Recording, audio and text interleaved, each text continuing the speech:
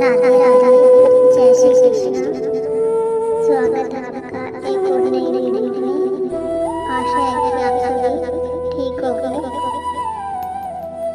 एक समय की बात है, एक गांव में दो वृद्ध स्त्रियां रहती थी। दोनों का इस जगत में कोई नहीं था। वे दोनों ही एक दूसरे का सहारा बनकर बड़े प्रेम भाव से रहते थे। हालांकि धर्म में दोनों अलग थी, लेकिन विचार से एक थी। उनमें से एक महिला हिंदू धर्म की थी और दूसरी जैन धर्म की थी। दोनों अपने अपने धर्म के हिसाब से प्रभु की आराधना किया करती थी। उनमें से हिंदू धर्म की महिला थी। उसने अपने घर के मंदिर में श्री कृष्ण के बाल स्वरूप लड्डू गोपाल को बड़े प्रेम भाव से विराजमान किया हुआ था और उन्हें प्रतिदिन एक बालक के भांति प्रातः काल नहलाना धुलाकर सुंदर वस्त्र आभूषण आदि पहनाकर तैयार करते थे।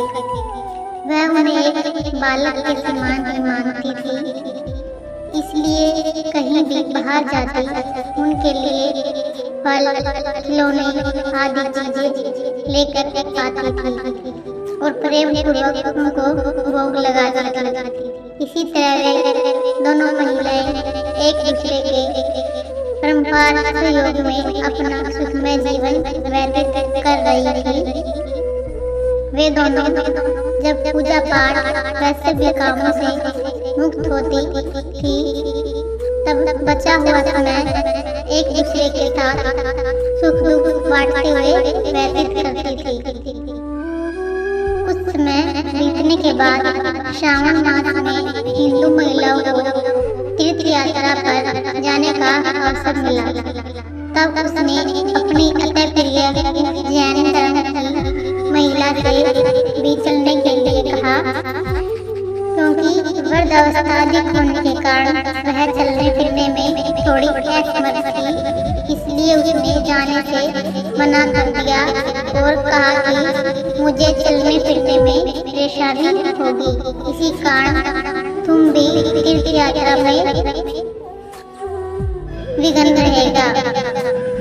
तब वो हिंदू महिला उदास मन से तीर्थ यात्रा पर अकेले ही जाने के लिए तैयार हो गई और जाते वक्त उसने उस जैन महिला से कहा, सखी, मैं एक माह के लिए तीर्थ यात्रा पर जा रही हूँ। मेरे आराध्य श्री बाल कृष्ण स्वरूप लड्डू गोपाल का ध्यान रखना, उन्हें बिल्कुल एक बालक की तरह स्नेह देना। प्रतिदिन स्नान आदि कराकर सुंदर वस्त्र आभूषण पहनाकर भोग लगाना। उस जैन महिला ने सब बातें सुनी और बोली कि हाँ की, तुम चिंता मुक्त होकर तीर्थ यात्रा को जाओ, मैं तुम्हारे लड्डू गोपाल का भली भांति ध्यान रखूंगी। इतनी सब बातें बताकर वह महिला तीर्थ यात्रा को निकल गई और जैन महिला ने सारा कार्यभार अपनी साधना में लिया और बड़े उत्साह और उमंग के साथ सुबह उठकर खुद नियत कर्म से निवृत्त होकर लड्डू गोपाल के स्नान की तैयारी में लग गई। उसके बाद जब वह लड्डू गोपाल को नहलाने लगी तो उस महिला की नजर लड्डू गोपाल के पांव की तरफ पड़ी तो वह दंग रह गई, क्योंकि उनके पैर मुड़े हुए थे।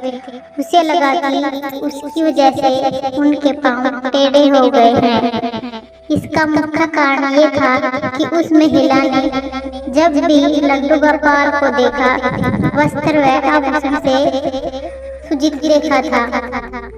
वो इस बात से अभिज्ञानी थी कि लड्डू गोपाल घुटनों के बल पर बैठे हुए थे।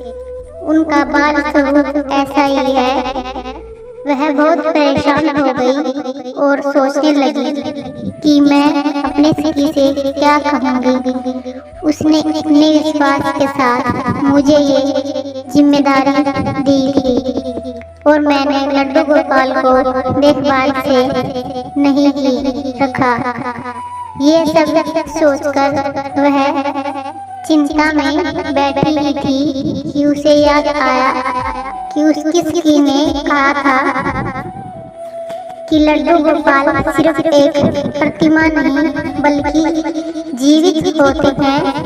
बस फिर क्या था, उसने निश्चय किया कि दिन प्रतिदिन उनके पैर की मालिश करके, और वह दिन में कई बार ही ऐसा करने लगी।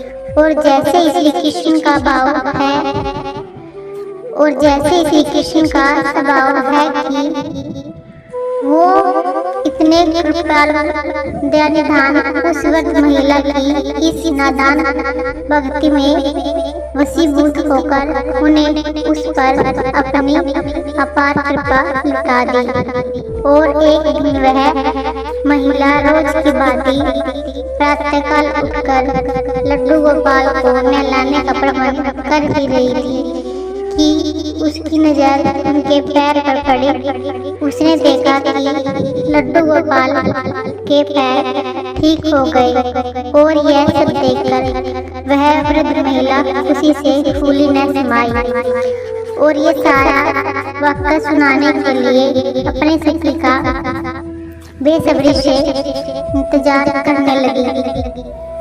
तीर्थ यात्रा से वापस आने के बाद कुछ समय पश्चात जब वह हिंदू धर्म की महिला तीर्थ यात्रा पूर्ण करके वापस आई तो सबसे पहले वो अपने लड्डू गोपाल के दर्शन को लालायित थी। और जैसे ही उसने लड्डू गोपाल को देखा तो आश्चर्य में पड़ गई। उसने देखा कि लड्डू गोपाल खड़े हुए थे। उसने सोचा कि शायद ये उसके लड्डू गोपाल नहीं है और अपनी सखी के पास जाकर ये सब पूछा। तब उस जैन धर्म की महिला ने सारा वाक़या उसे सुनाया। उसकी बातें सुनकर हिंदू महिला समझ गई कि ये सारा खेल उस मुरलीधर कन्हैया कान्हा का है और दौड़ी दौड़ी लड्डू गोपाल के पास पहुंची और उनके चरणों में गिरकर बोली, हे मेरे कान्हा, हे मेरे मुरलीधर, आपकी दया से कोई पराकाष्ठा नहीं है, आपकी कृपा का कोई सानी नहीं है। और फिर उस जैन वृद्ध महिला से बोली कि हे सखी, तू धन्य है, तुझ पर श्री कृष्ण की ऐसी कृपा हुई जो कोई भी सोच भी नहीं सकता। तुझे नहीं पता कि हमारे लड्डू गोपाल के पाँव तो ऐसे ही थे क्योंकि उनका ये बाल स्वरूप बैठे हुए मुद्रा में है, लेकिन तेरी भक्ति ने उन्हें इस स्वरूप को बदल दिया, उनके पैर सीधे कर दिए। बोलो वृंदावन बिहारी लाल की जय। वीडियो अच्छी लगे तो चैनल को सब्सक्राइब, वीडियो को लाइक जरूर करें।